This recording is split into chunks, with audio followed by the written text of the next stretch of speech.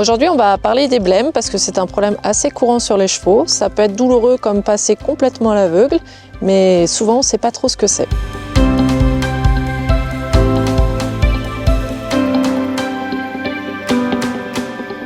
On va revoir un petit peu l'anatomie du pied puisque les blêmes se situent surtout sur la sole. Et il faut bien comprendre qu'à l'intérieur du pied, la sole est quand même très fine. Et juste au-dessus notamment, on a l'os, la troisième phalange. Et en fait, on a un petit derme ici qu'on va appeler le derme de la chair veloutée ou le chorion solaire.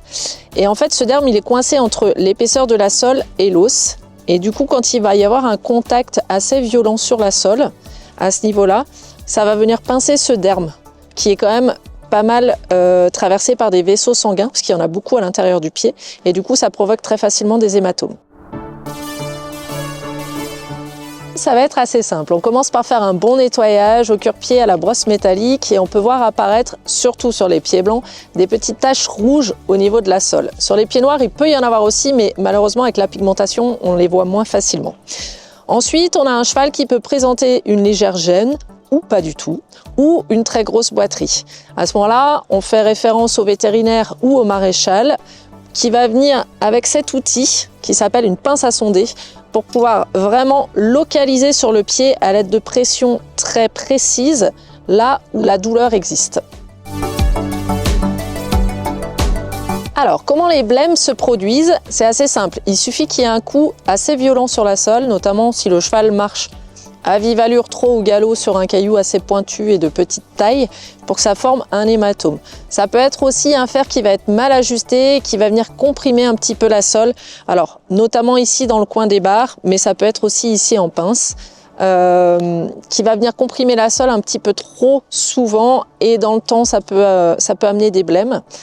On peut avoir aussi une sole qui va être très faible, alors que ce soit par génétique, les chevaux comme les pur sang ont des tissus assez fins, ce qui entraîne en général des parois cornées assez fines aussi.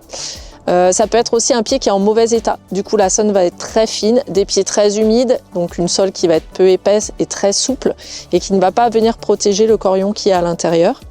Il faut donc modérer ses allures sur les sols où il y a beaucoup de cailloux. Déjà, il faut savoir qu'il y a 3 sortes de blêmes. La blême sèche, où on va observer seulement un hématome, une tache rouge à l'intérieur de la corne.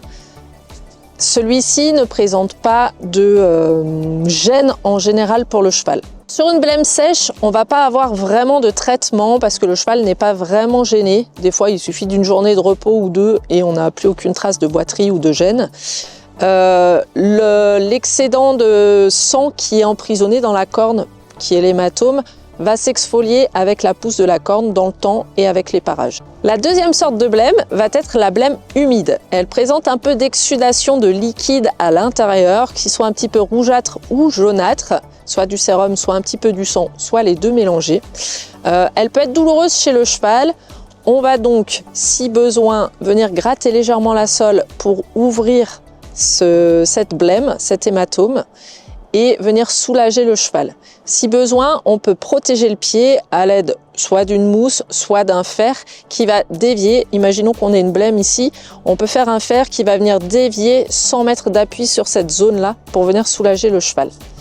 S'il y a récidive trop fréquemment de ce genre de problème, il va falloir peut-être redévelopper le pied, réépaissir la sole, ou voir avec le maréchal pourquoi ce genre de problème arrive systématiquement. La troisième sorte de blême est celle qu'on souhaite le moins, c'est la blême suppurée.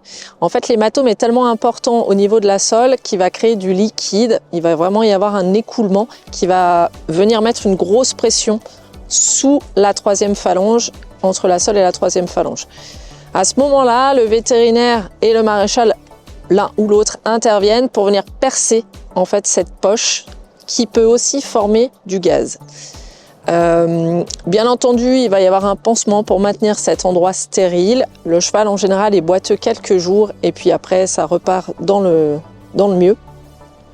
On peut toujours faire notre fer dévier aussi, ou alors travailler avec un système de plaques comme les Soulmates et venir renforcer le pied avec une bande de résine qu'on appelle des Perfecto Foire. Si cela revient trop souvent, c'est peut-être que le cheval a vraiment une très grosse faiblesse ou un très mauvais équilibrage du pied ou en tout cas un problème qui a besoin d'être mis au clair pour pouvoir éviter la récidive et les boiteries. Pour prévenir les blêmes, on va réaliser un nettoyage très régulier des pieds, donc toujours cure-pied, brosse métallique, pour visualiser d'éventuels hématomes. On va chercher à ce que le pied reste très sec et très sain parce que c'est comme ça qu'il sera le plus dur et du coup qui se fera le moins impacté par les contacts. On va faire aussi attention au travail qu'on va réaliser avec notre cheval, essayer de faire le moins d'allure possible sur les sols et les zones caillouteuses.